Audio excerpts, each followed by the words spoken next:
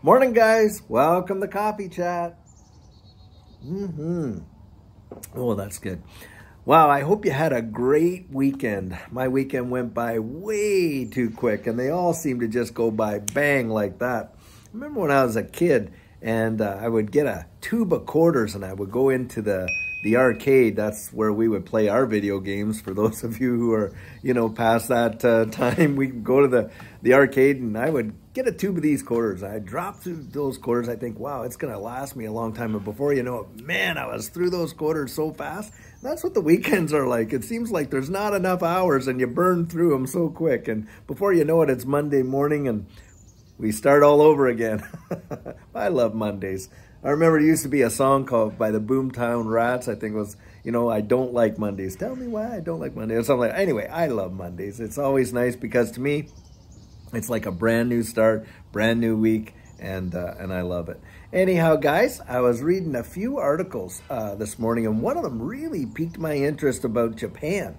Now, Japan has gone out there and earmarked $200 billion, now they're saying, to fight inflation. But come on, guys, we know what this is. This is quantitative easing, and it's bond buying galore. And in fact, when you get into the article deep, you find out that's exactly what it is, and they are buying up the debt market. Now, they all want us to believe that the reason why they have to do all this new stimulus, Bank of England, Japan, Bank of Japan now, European Central Bank, Federal Reserve, Bank of Canada, all of them, all these central banks are coming out and they're trying to tell us that, oh, well, we have to do this to combat all these measures with inflation. And that thing going on over there with Russia and Ukraine and da-da-da-da-da.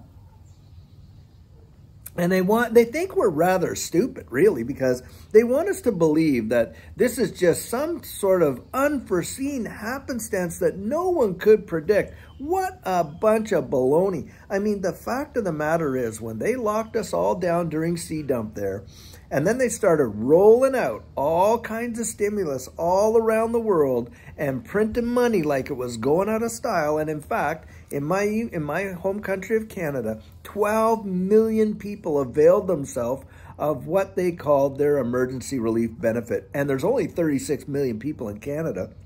And I think it was something like $2,000 a month for a period of 5 or 6 months, a staggering amount. And you had 12 million people avail themselves of that? Unbelievable. And so look at all this, and you're telling me that as economists, these professional people that map economies out a decade in advance couldn't see the handwriting on the wall? I don't buy it. I think they knew exactly what they were doing. I think this is done strategically. The whole lockdown, as far as I'm concerned, was strategic, and I think they were planning for this moment. Why? I'll tell you why.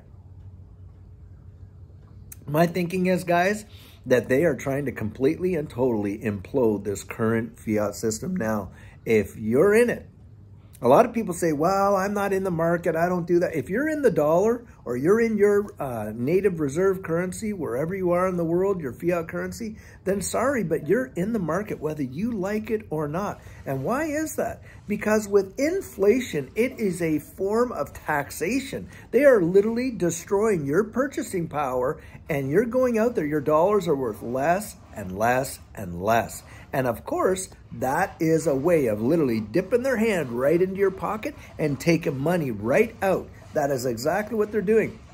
And they are literally trying to inflate their debt away, these central banks, Federal Reserve and all the like. That's what they're trying to do. But then they want to turn around, put the blame elsewhere. No, let's lay the blame where it truly belongs, right with the central banks. They've done this to us. They did it strategically. They did it on purpose. Either that or the most incompetent, bumbling idiots that there ever walked the face of the earth, because even a child could figure out that if they only get $1 a week allowance but spend $2 a week, that they're going to be in the hole. Come on. It's insane, truly. But that's where I say, they want us to think that, they're just these innocent parties and da-da-da-da-da. The reality is, guys, they're manipulating us on so many fronts. I've been reading articles about this whole idea of misinformation. Well, who decides what misinformation is? because it seems to be that misinformation isn't about fact or fiction, whether it's truth or a lie. Seems like misinformation is if you have the wrong opinion, that's misinformation. So you can see that on so many fronts, we're just being attacked, and our freedoms are being ebbed away so much that by and by, there's probably going to be raised a generation that doesn't even know what true freedom genuinely even looks like, what liberty really even means, what it is to have an opinion, and what it is to be able to express it openly in a forum that can actually be subject to debate. It's like debate doesn't even exist anymore. The world has gone totally mad, if you ask me. Now, for those of us on boots on the ground, rank and file, life is becoming more and more expensive. People are starting to make choices over whether they're going to have gas in their car or groceries in their fridge. It is getting seriously scary. And my encouragement would be, look, if you've got a little bit of dough, I would take it out of the bank. I would put a little aside in the house so that you have it if there's a bank shutdown. But on top of that, I would actually go out there and get yourself a few extra this or a few extra that. Stock up. I mean, in one respect, even if, it's a little bit more than what you would normally get, the thing is this, you're helping yourself twofold. Number one, if there's a real catastrophe like what they're talking about with this global conflict, well, you've got some food preserves. But number two, the cost of that food is rising so rapidly that, hey, you're saving money buying it now, putting it on the shelf, and not having to worry about paying double for it a month from now. So it's kind of a win-win as far as I'm concerned. And I often liken, a lot of people say, oh, well, you can't live in fear. And hey, I agree with that. Don't let fear rule your life. But we can also use wisdom, right? I mean, there's ways of conquering the fear of not having enough to eat. Hey, stock up now so you don't have to worry about that down the road. That's one way you can deal with that fear, and things like that. It is so vitally important, to consider these kind of issues because, we're living in a very unstable and volatile environment. I mean, they've got us, I don't know how many seconds to midnight now. We've never been this close to some sort of a nuclear conflict since the Bay of Pigs. And it is getting scarier and scarier. I just saw an article this weekend that, Russia may declare war on Britain. And as such, you got the U.S. government trying to get nuclear armaments over to Britain before the end of December. That is really scary. And so, when I hear stuff like that, I think, okay, what are they building this narrative up for? Is this really going to happen? And if it does, what's it going to look like? I mean, if that goes down, if World War III goes down, it's game over. Let's just pack it up and forget it. There's no point, because we're talking about a nuclear annihilation in that case. And God forbid. Now, I personally do not see that happening.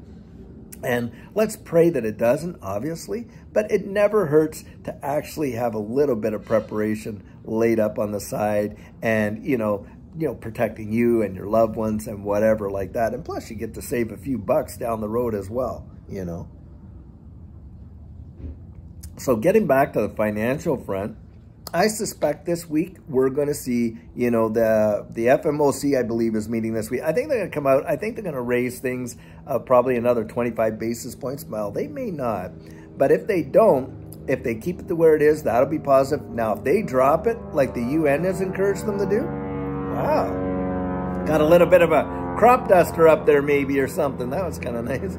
But, if they actually lower it, wow, you are going to see such a major pump in the equities and in the crypto markets. It'll be amazing. And having said that, guys, look, in a inflationary environment like we're going into, hedging yourself in this digital asset space, as far as I'm concerned, is probably one of the best things that you could possibly do, because you are looking at the dollar, the fiat dollars, literally are collapsing right before our very eyes. They are just being crushed on every level. And the debt market tells you that, and all the stimulus that these central banks are doing tell you that as well. So don't be sucked into this, narrative that it's all because of this and this and this and that, the war and all this and that. No. They have set this whole thing up, and they know exactly what's going on. Look, you know, if you want to put a bunch of ingredients together and you mix them all together